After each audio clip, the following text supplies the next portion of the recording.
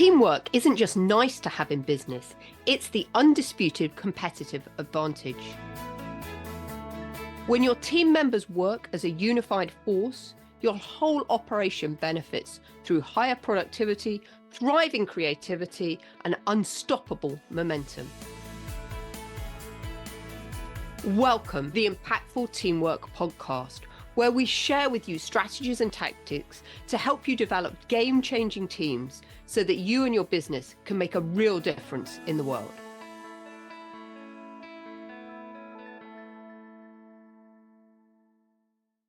So welcome back to Impactful Teamwork. My name is Julia Felton and I'm going to be your host and guide for the next 20 minutes as we discuss a topic about teamwork that is so important. It's one of the most challenging things that come up for my clients on a daily basis, and that is the concept of having a difficult conversation. I really don't like the language having a difficult conversation because I think that just sends an energy to having the conversation that it's going to be challenging, going to be difficult. I like to call them courageous conversations, or in my book, Unbridled Business, I refer to them as unbridled conversations. We want to get to the heart of the issue that's going on. As leaders, I think we all know we need to have these conversations, but we tend to avoid them, don't we? And I believe that the workplace would improve dramatically, and all of our life would improve dramatically if we were able to overcome the fear that often makes us put off these conversations. Because when we don't have these conversations, there's an underlying turmoil going on in the business. Everyone knows the conversation needs to happen. Maybe it's having a conversation with a team member about some poor performance, or maybe it's having a conversation with somebody about their poor attendance, their bad timekeeping, whatever it might be. But we tend to avoid it because we've got this anxiety that we're going to create some kind of conflict. But as we know, challenge is really good to have within the organization. And actually, it's something that helps the team thrive and grow. And yet it's often something that we try and mitigate the circumstances of. So having these honest conversations is essential to the success of business, and therefore it follows that if there's good communication between team members, productivity will increase, people will feel more valued and motivated, they'll become more connected to the business because they know what's going on. So this is the fact that communication creates interaction, and it's this interaction that creates results. And I wanted to share with you a study from McKinsey and Company on the war of talent. And it compared the top performing quintile of companies with the mid quintile. And the study found that there was a dramatic difference between the two in terms of openness and candor in meetings. And there was another study by CPP Inc, which looked at conflict in the workplace, and it revealed that team members in the US spent roughly 2.8 hours per week dealing with conflict. And a further study by Accenture revealed that 35% of team members left their job voluntarily, mainly because of internal politics. Wow, what a huge waste of time, energy, and resources that is, just because we're not being brave enough to have a courageous conversation with colleagues about what's going on. And actually, what I really see is a lot of leaders doing that good old ostrich type approach, sticking their head in the sand and just actually totally ignoring the situation. And I've shared with you on other podcasts about a gentleman that I hired into a team that I was running that ended up not being a good cultural fit for the organization. I avoided having that conversation with him about his performance. And it was only when my team members said, Julia, you need to do something about this or else we're all going to leave, that I actually took action. So that's a classic example as me as a leader, sticking my head in the sand. And I think, and from my experience, when we don't have these conversations, whether it's in business or in our personal life, things come back to haunt us, don't they, down the road? So in my opinion, it's better to have the conversation. And also in my experience, the conversation is never as bad as I make it out to be. So I think we can probably say that the best teams have free, open, respectful, and yet challenging conversations. And yet, far too many meetings that I see happening, the team leaders conflict averse. So nobody brings up the elephant in the room. And what does that result in? That results in superficial information exchange type meetings rather than an honest dialogue. So one of the companies that McKinsey surveyed in their war for talent was Home Depot. They're a US DIY store. And they have a great motto regarding meetings, which is say what you think in the room, not after the meeting. And I really love that, because how often do we go to meetings, we leave the meeting, and then there's a lot of back chat after the meeting about what was said, and everyone's got a different opinion about what we agreed to do. So I love that. Say what you think in the room, not after the meeting. And also David Novak, who used to be the CEO of Yum Brands, they have a team motto, which is team together, team apart. And within their organization, that has a very special meaning, because it means that everyone openly dialogues and shares different points of views in meetings. But once a decision's been made, they speak with one voice to the business in owning and implementing the decision.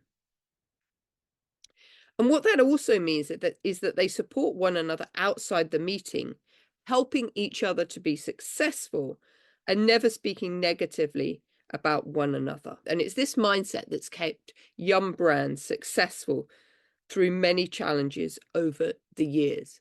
And I really love this, the fact that we're not talking negatively about one another. We're not going, oh, that's not a great idea that person A came up with in the meeting. I think we should have done B.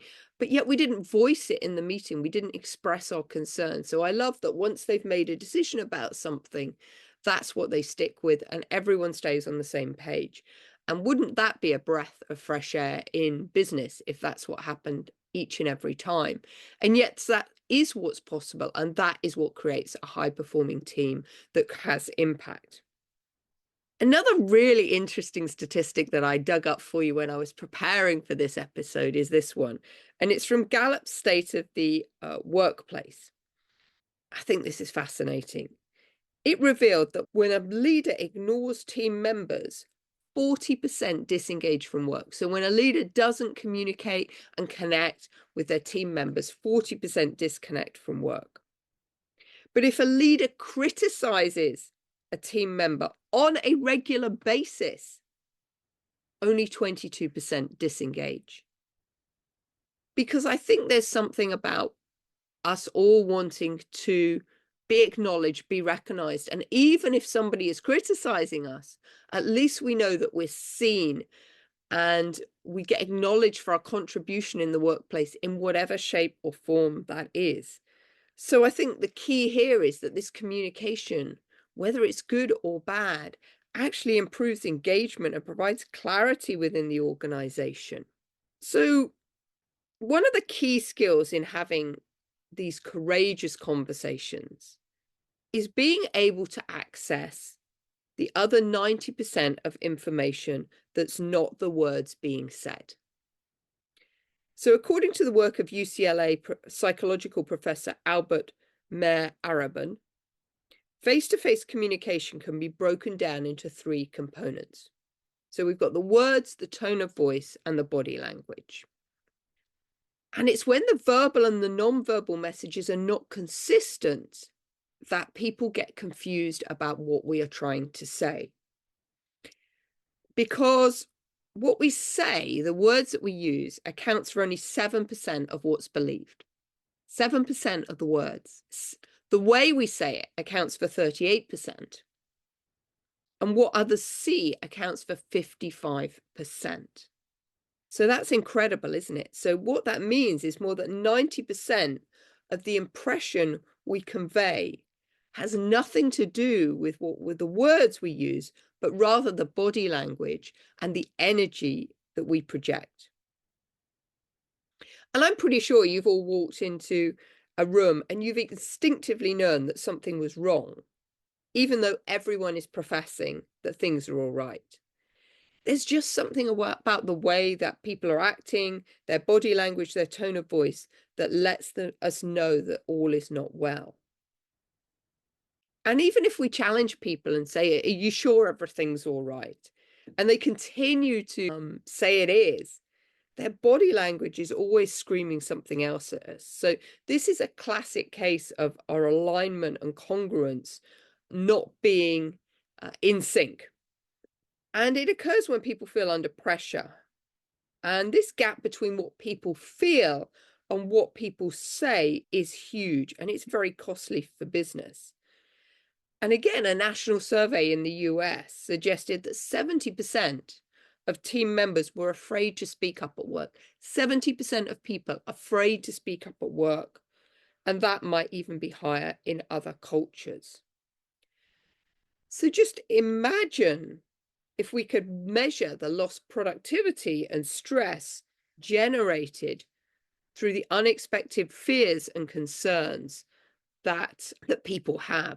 I think the results would be really shocking, wouldn't they? What I'd now like to do is share with you a framework for how to have a courageous conversation. And I think the most important thing is when we're having a courageous conversation is that we need to prepare for it. And we really need to be able to moderate our emotions so that we approach the conversation with a calm and curiosity. And one of the best tools that I use and I help my clients use is this one of the positions of empowerment, helping people to get a different perspective on the conversation and see the conversation through 3 different lenses.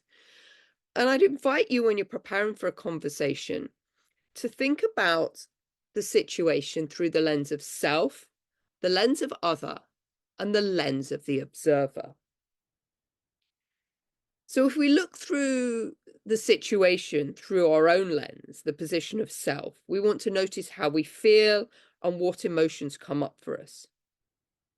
Then we want to examine the same situation through the lens of the other person, the person we're having the conversation with. We want to think about how they might be feeling in that moment and what the rationale for their actions might have been.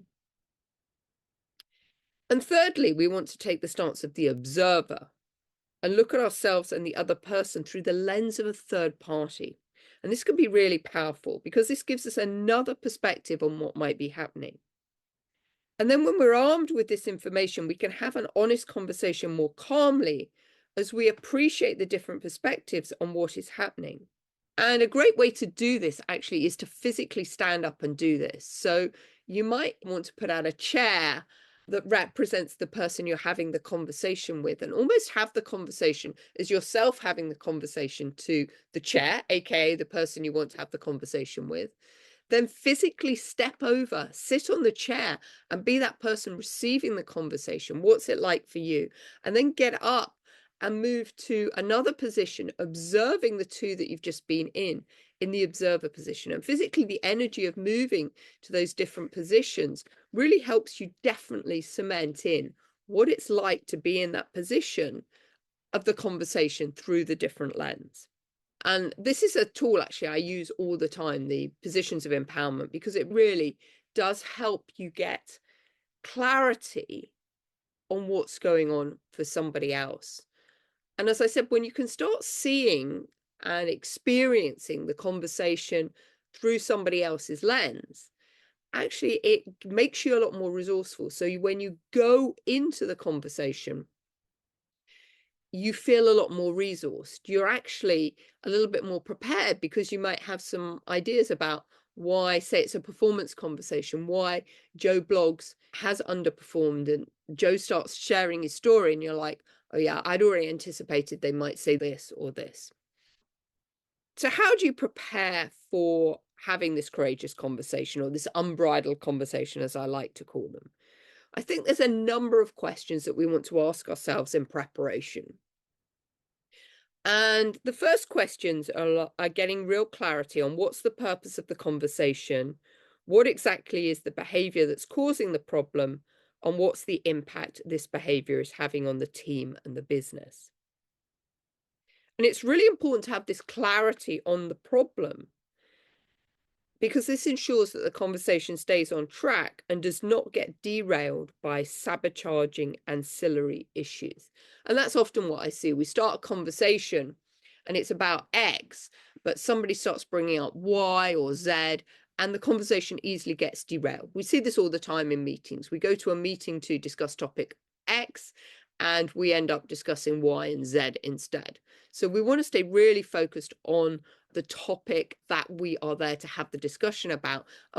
Other issues may well come up, they always do, but how do we park those and deal with those at another time and stay focused on the issue at hand?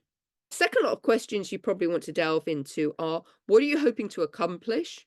What would be an ideal outcome? And what are the non-negotiables? And really be conscious of how you might be unconsciously sabotaging the conversation through maybe such things as your tone of voice, because a team member might feel reprimanded when in fact you wanted to support them by the way you showed up. And I know when I was working in the corporate world, one activity I really didn't enjoy doing very much was actually doing performance reviews of my team members.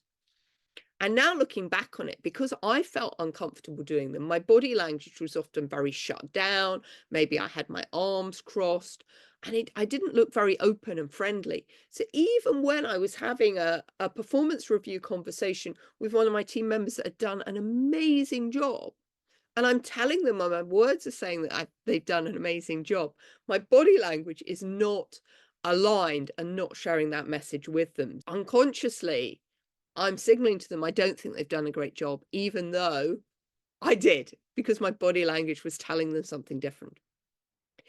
The third set of questions you might want to think about is, what assumptions am I making about this person's intention? We really want to adopt a mindset of inquiry and really be open to hearing first what the other person has to say before reaching any conclusions. Because you might feel intimidated, belittled, ignored, disrespected, or marginalized. But be cautious about assuming this, because impact does not necessarily equal intent. So as I said, sometimes I would having a performance review and delivering that to somebody who'd done a really great job. And my intent was to buoy them up, to encourage them, to praise them. And that was my intent, but the impact I was delivering wasn't congruent with that. We also want to be aware of what buttons are being pushed for us. Am I more emotional than the situation warrants? Be aware of our own personal history and what's being triggered for us. It might be that somebody's done something that's triggered something for us in our past, and that's where we've got a disproportionate amount of energy and frustration about what's happened. It might actually really not be anything to do with the other person, or very little to do with them. It's more about our own backstory. We also want to delve into how our attitude towards the conversation is influencing our perception of it. If you think it's going to be difficult, it probably will. And this is why, as I said, I don't like to use the language difficult conversations. I much prefer courageous or unbridled. We need to adjust our attitude for maximum effectiveness. The power of intention is really powerful. So this is why language is so important. As I said, when we think of something's going to be difficult, it often is. But if we think about that this is going to be an easy, fun-flowing conversation, we're so much more likely to get that outcome. So that's a really important point. We also really need to be clear about who the person you need to have the conversation with is. What might they be thinking about this situation? Are they even aware of the problem that you've got about it? If so, how do you think they perceive it? What are their needs and fears? What solution do you think they might suggest? And again, this language, if you're thinking that you're having a conversation with an opponent, it's likely to be tougher than if you see yourself having a conversation with a partner. And finally, be really aware of what are your needs and fears and any common concerns there could be that contributed to the problem. So that's how you want to prepare for the conversation. And then this framework, the Unbridled Conversation Framework. So if you want to draw this out, basically what we have in the center is a circle, and around the circle are 5 little satellites all joined together. So no surprise, the circle in the center is called the center. And one of the most important things that we can do before we have an unbridled conversation is to center ourselves, to ground ourselves, take charge of our own energy. And there's a whole worksheet that I will put a link to in the show notes on how to get yourself into a calm, centered state. And one of the ways that you can do that is through something called box breathing.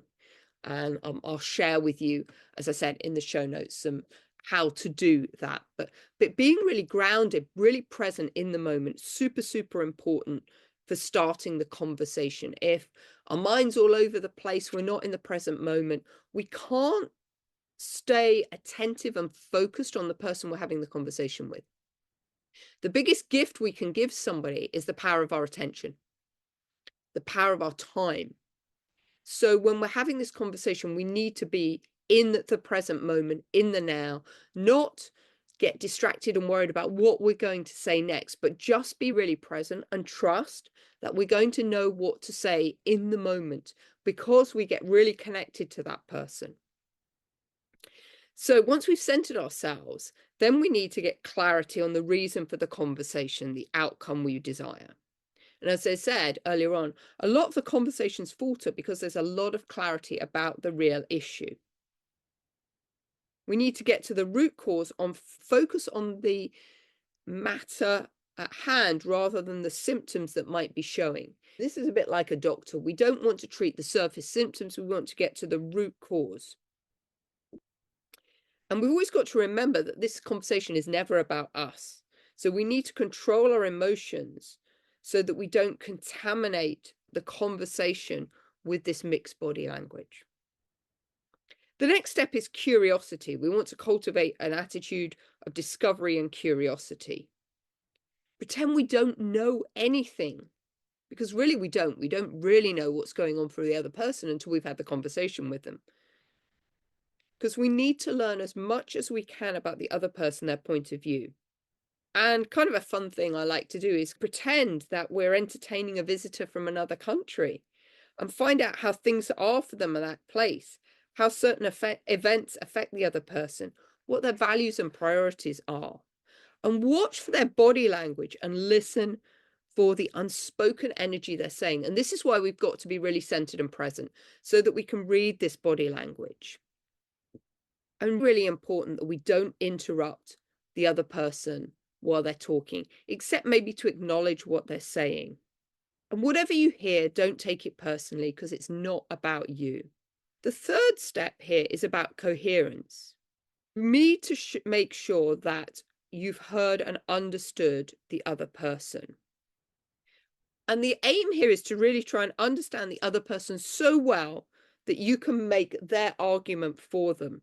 In this section, I really want you to repeat back to them what you've heard, what you've said, so that you can ensure you fully understand what they've said. You want to acknowledge wherever you can that perhaps your own defensiveness might come up. And if you're brave enough, if you are getting defensive, you can even just own it. That's a really powerful thing to do and go, I notice I'm becoming defensive.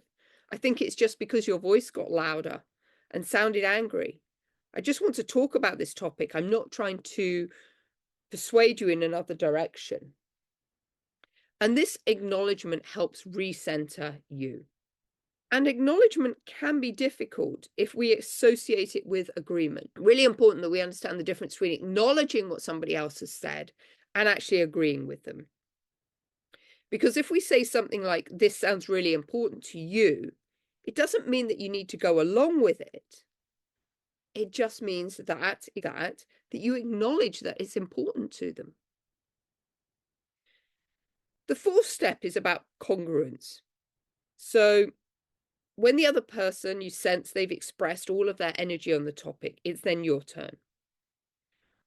What can you see from your perspective that they've missed? Help clarify your position, importantly, without minimizing theirs. So here's an example. From what you've told me, I can see how you've concluded I'm not a team player. I think I am. When I introduce problems within the project, I think it's about its long-term success. I don't mean to be a critic, although perhaps I might sound like one.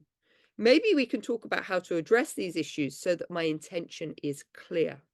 And then the fifth step, and this is really important, co-create the closure. Because this is when we're ready to build solutions. And we want to brainstorm and use this continued inquiry and curiosity. Ask the other person what they think might work. And if the conversation at any point becomes adversarial, go back to inquiry. Asking for the other person's point of view usually creates a sense of safety and encourages them to engage. And if you've been successful in centering, adjust your attitude and engage with inquiry and useful purpose, building sustainable solutions along the way. And I think the point of co-creating the closure is really important, because then you get the other person's buy-in. They're way more likely to change their behavior and act differently and do something if they have had some say in what we actually are creating. So I really encourage you to use the Unbridled conversation framework for any courageous conversations that you may need to have. And use them rather than sticking your head in the sand and avoiding the issue and hoping it will go away. Really be brave and have the conversation. As I said, because in my experience, these conversations are never as bad as we thought they were going to be. And in fact, everyone is actually just quite relieved when the conversation has happened. But when we don't have the conversation, it kind of festers within the organization and becomes quite toxic. And that then causes challenges, back chat, silo mentality, all of the things that we don't want to have within a team. So having these courageous conversations is essential within our teams and in business. And yeah, according to the Harvard Business Review, 2/3 of managers are uncomfortable having these conversations. So really, by simply addressing the issue head on, you should start to see trust and employee engagement levels increase. Just remember earlier on that statistic that when we ignore our team members, 40% of them disengage, but actually when we criticize them or provide them with difficult feedback, only 22% disengage. So massive power in having conversations, and so important. And communication is the lifeblood of any organization. So my invitation to you this week is, what courageous conversation are you going to have? What conversations are out there within your organization, within your business, within your life that you need to have, that you've been being an ostrich and sticking your head in the sand about and not having it? I pretty much guarantee it's going to transform the energy of that relationship and actually put everything on a much better keel. Maybe if it's a difficult conversation about somebody's performance, maybe the net result is actually that team member is so relieved that you've had that conversation, because they actually really wanted to leave, but they didn't know how they were going to tell you about it. You actually create a win for everybody. And by ignoring the conversation, typically we're creating a win-lose situation. And we always want to create a win situation. So have that challenging conversation, be courageous, be brave, and I'd love to hear how it goes. And as I said, look to the show notes and you'll find the framework for having this conversation there, and you can pull that out. But the most important thing is, please do run through the conversation framework before, have that practice, use those positions of empowerment to see the conversation through the 3 different lenses of self, other, and observer. And I guarantee that you will be in a much better place when you have that conversation. Okay, have an amazing week, and I look forward to hearing about your successes having courageous conversations next week. Okay, bye-bye. Thanks for listening to the Impactful Teamwork Podcast. Please stay tuned for future episodes and do subscribe wherever you get your podcasts. If you've enjoyed this episode, please leave a rating on your favorite platform. Recommendations are essential for attracting new listeners. Please follow us on social media at Julia Felton and at Business Horsepower. And if there are any topics you'd like us to cover on future episodes, please do let me know. Remember, you and your team are always making an impact. What impact will you make today?